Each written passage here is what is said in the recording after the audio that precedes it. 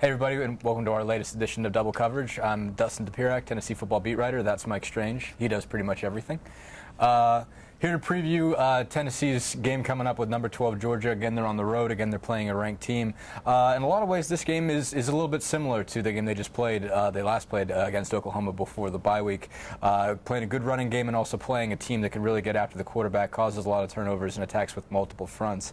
I think that's obviously something that seems Tennessee's a little bit worried about doing with a team that, again, disrupts the ball a lot and attacks off the edge. Yeah, they are. We all know what Oklahoma's pass rush did to Tennessee in that young offensive line, and we just came from practice talking to the coaches today, and Mike Bajaikian, the offensive coordinator, said Georgia's pass rush is every bit as good as Oklahoma's, which should make people pay attention.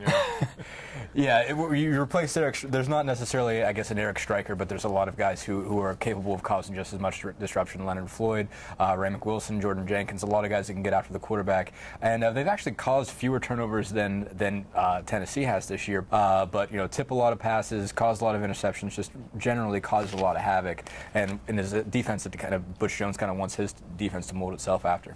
And they are a 3-4 front, yes, same as Oklahoma. So that worked out well from a scheduling standpoint, that they got to look at Oklahoma with a 3-4. Now they got Georgia. I think one thing they learned from that, too, is they're probably going to have to use the tight ends a little bit more. It helps that Ethan Wolf is back healthy this week. Daniel Helm also back healthy after missing some practice time. You saw later in that Oklahoma game that they started using tight ends, Helm especially, more in pass protection, holding those guys back. Less worried about using them in the passing game, throwing the ball to them just to make sure there was somebody else to protect. And there's no way to understate how important keeping Justin Worley upright and getting the ball out of his hands is for Tennessee's chances to do anything. Absolutely. And on the other side of the ball, it's another team that's got a lot of talented running backs, and probably more talented running backs than Oklahoma has. Certainly it starts with Todd Gurley. He's a Heisman Trophy candidate.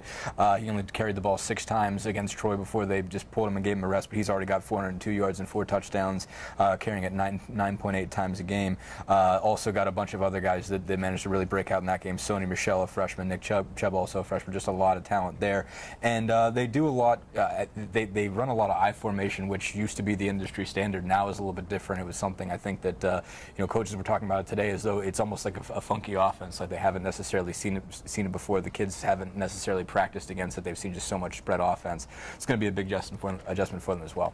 And they will run it and run it and run it until you stop them. And Tennessee would love to stop them and put the onus on Hudson Mason. Hudson Mason, the quarterback. Hudson we know Todd Mason. Gurley's name. We're not sure about the quarterback. Yeah. Put the pressure on the quarterback to make some plays downfield. But to do that, they've got to slow that Georgia running game down somehow. Absolutely. And the tough part is you're still susceptible to play action pass. That's one thing they do a lot of. Again, you don't see necessarily as much, but they run a lot of play action. That's a good way they can burn you because you're bringing up so many guys to defend the run.